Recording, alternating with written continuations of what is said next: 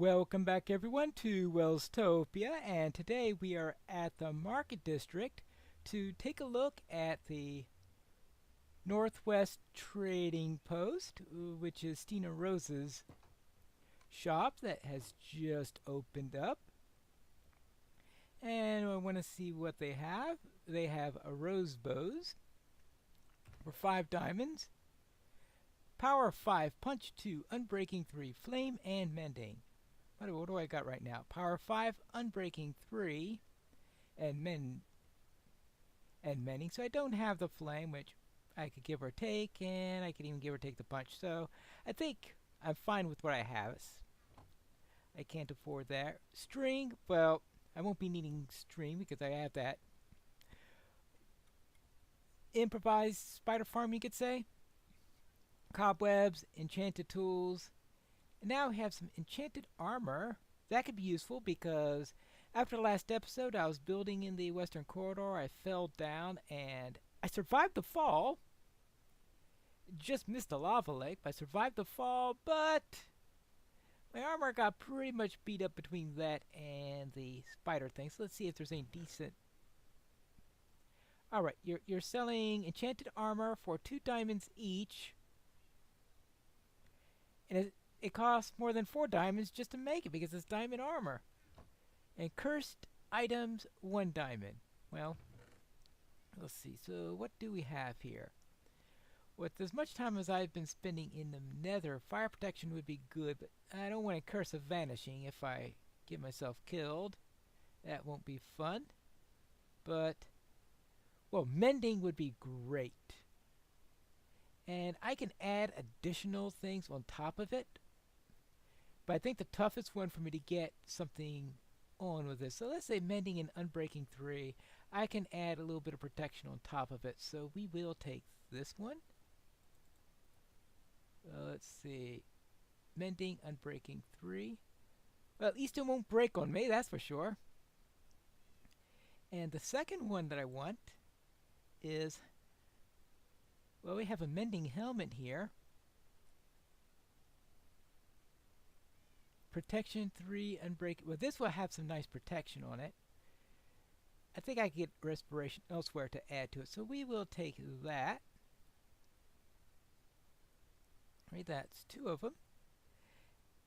As for the unbreaking 3 diamond boots, it would be nice to get Featherfall. I'll see if I can find a book of Featherfall because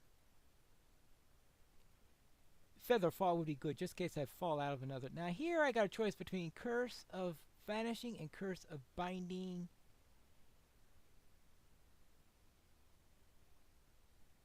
I will have to take this. It has Fire Protection 3, which would be good for the nether. Curse of Binding, which isn't too great. That means that once I don it, I won't be able to pump it up anymore. So what I'll do is I won't don the armor immediately. I'll first see if I can improve it a little bit. Then I can don the armor. But anyway, this would be some nice armor to wear. I would have thought that I wouldn't get that until I actually donned the armor, but okie dokie. Well then. Getting all these good going. What is good going? I just bought a set for 8 diamonds. It's not like I did anything adventurous or anything like that. Well, let me go and see if I can get myself a better and some good enchantments to go with it so that I can be nice and ready. Ooh, Feather Falling 4. Sign me up. There you go. Now I think I'm done because that was my last diamond. My first project for today is to move my nether portal. Now I want to move it for 2 reasons. One, the coordinates do not quite match between the nether and the overworld, so I want to move it into a location that better suits those coordinates. And second, this isn't exactly what I would call a good place for a nether portal.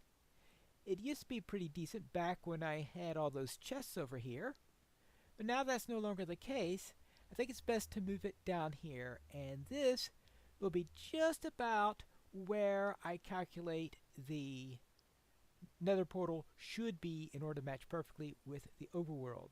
And I think a good match will help things quite a bit in the future when I start to add other portals throughout the dungeon.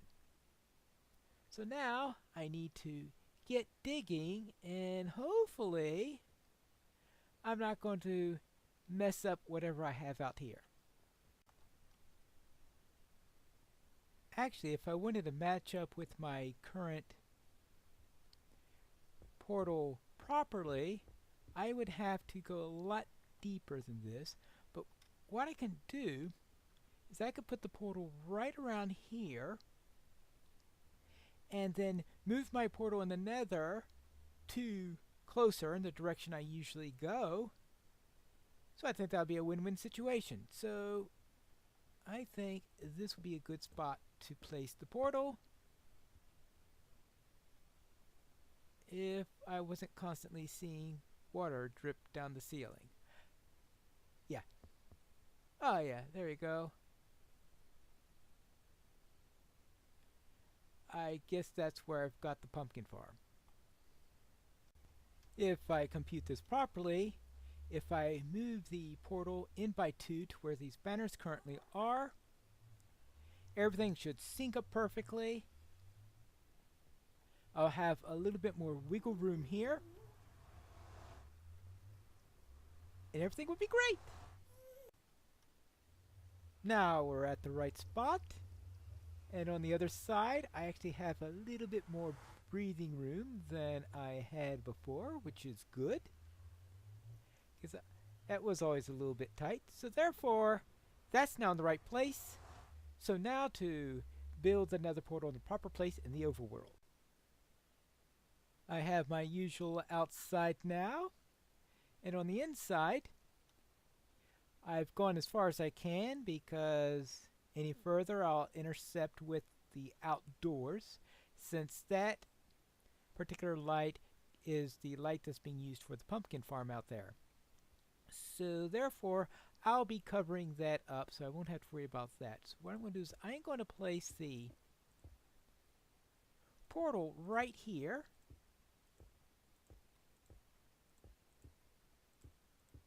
So it'll be a 3x3 portal. How about... No, because I want the ceiling, I think, is going to be similar to this in being made out of nether brick. And of course, nether brick, since this is going to be reminiscent, of course, the nether, since this is a nether portal. So therefore, let us light her up and make sure that she works. Let's head into the nether. I mean, I shouldn't have had any trouble, seeing how this is much more closely synced with each other now than they were before. But in the future, I should have a better time in syncing the two together, and I'm too closer. Now, good. The next step then is going to be placing some nether brick stairs right here. 1, 2, 3, 4. I have to get a 5th one later on, and place some nether brick here up on top so I could start my ceiling, and that'll close up that sea lantern that is of course completely inappropriate for a fire build. If this were a water build, of course I would try to incorporate it, but a water build and the nether, that just doesn't sound like it will go together. Actually, let's place these over here and here. Those would be nice places for that. Good. So we get the granite going up into the nether brick and then into there. So I'll touch this up by taking care of these walls, and then we should be finished. And here is the finished product.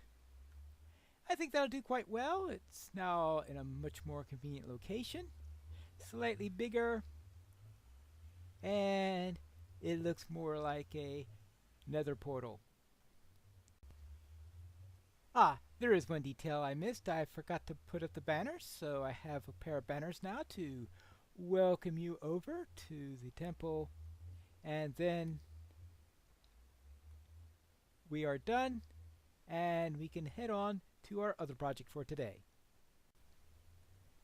While I like the idea of a altar of some sort, this beacon being in the middle here, what I don't like is that it is made of iron or some other material like that. And I'm thinking that I will add some spruce here and change this, because right now it's too blocky, I think, at full block level. But I think that if I do things at the half block level, meaning using stairs, it will look a little bit better on there. So let's see how this looks. And I'm doing this in spruce, since this is the Temple of Elemental Pine, and the idea of using spruce then fits with it, since this will be then an idol of spruce is the entire idea to this. There we go. So there we have our pyramid going up like that, and then up at the top we have the altar being the beacon, and that color is the closest I could come to pine green, which is why I chose that particular shade for it. And there you have a little pyramid in here, and I think this will fit in better than the iron that we had there. So what's next? My next task is very important and very much overdue, and that is lighting up my base, because right now I have these torches near the entrance, but the rest of this island is pretty much dark when it gets at night. Now, I do tend to sleep at night, but if there are certain situations where I'm not able to, then that could create some hazardous situations. The result is that I rarely come out here. Therefore, I am going to start my lighting project, and what I'm going to do is I'm going to have jack-o'-lanterns as my area that I'll be using. So therefore right now we have this here, and then we go 1, 2, 3, 4, 5, and that they are going to be at a distance of 5 each wherever I go. I'm going to declare this as the central spot. I need a nice central location. How about right here? And the reason why I don't want to be at the edge is because what I'm going to do for this, I am going to create a hole here, and on that place a jack-o'-lantern down here,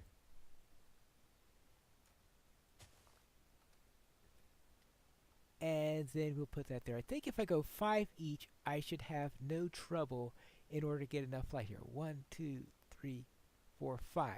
Let's try a sample here. 1, 2, 3, 4, 5. Alright, down for that. Try this one. Now the plan is to have a full stack going across each row. That means half a stack from this center point each way. And by my estimate, that should be just under the size of the base. It would be about 160 in each direction. And a base is approximately 175 in each direction. If we go by square coordinates, it's actually a 250 block radius, but of course I'm counting the circle as inside of that. So therefore I'm counting the small circle that would be within it. 1, 2, 3, 4, 5. Now when I'm in the sand, it's going to be a little bit trickier. So what I'm going to do in those cases is 1, 2, 3, 4. So for now, I'm just going to put a jack-o'-lantern here as if it were a little decoration or something like that. And maybe I'll come up with a nice solution for that in the end. 3, 4, 5. Now, for puzzle, I don't want to destroy my puzzle, so therefore I'm going to use a Silk Touch pick in order to handle that and go across like that. Now, I do want to make sure that my sizes are all good. 1, 2, 3, 4, 5. Because that's going to be the trickiest thing in all of this. Making sure that everything is going to be lit up if my calculations... 1, 2, 3, yeah, right. And then finally, well, this one here juts right against that tree. So now if I take off a few of these here, and let's take off every single one of the torches that are here, just so I could test my light levels. Because I want the light levels as they would be if I only had the jack-o'-lanterns.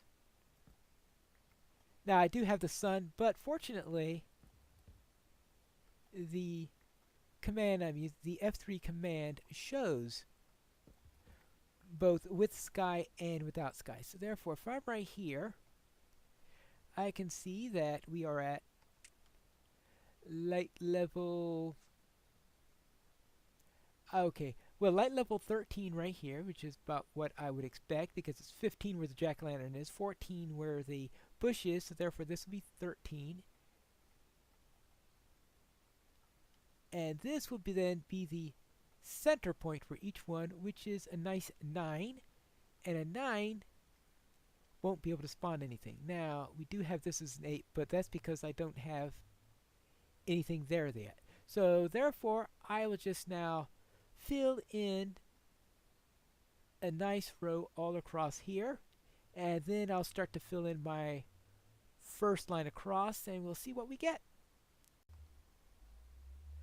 Alas, it decided to start raining, and because of several thunderstorms and the like, I decided I wasn't going to get very far in this, but I did get about halfway done on the matter. So it's a start, and I will probably be working on that sporadically for a long time. So my final little thing is to figure out what to do here. I built another one of these areas to match the one I built for the Nether Portal here, but the inside is currently incomplete until I decide what to do with it. And the plan is to eventually have these little nooks going all the way through here. So I'll be dumping that stair up and doing another nook here and another one on the other side here. And that way we have a consistent feel all the way through. Now one of them is probably going to be just leading back into here. So it's going to be a front that does nothing but lead into this secret little area over here. While the rest of them will probably have some sort of special meaning for the room. But what they all are, I don't know yet. Oh, yes, of course. This could be my chicken room, because I am going to have to take this down here and move the chicken for the eggs here. So I'll most likely move the chicken down to here, so make this a little bit of a hen house for there, and maybe get more than one hen in there, so I could start actually collecting a significant number of eggs. I'm still using salmon as my primary food, but I'm starting to get enough eggs where I may consider switching over to pumpkin pie, and that is my ultimate goal on the matter. And of course, more chickens will mean more eggs. But I think we don't have more time, so therefore, this is where we're going to leave off of. Between episodes, I will move the chicken over and start to build the additional rooms all the way through so I can have a consistent feel. And if we have time after that, perhaps I can start looking into the walls of this place, because the walls here look very inconsistent and dreary. And that should be a project for the next episode of Pineleaf Plays a Minecraft Welstopia.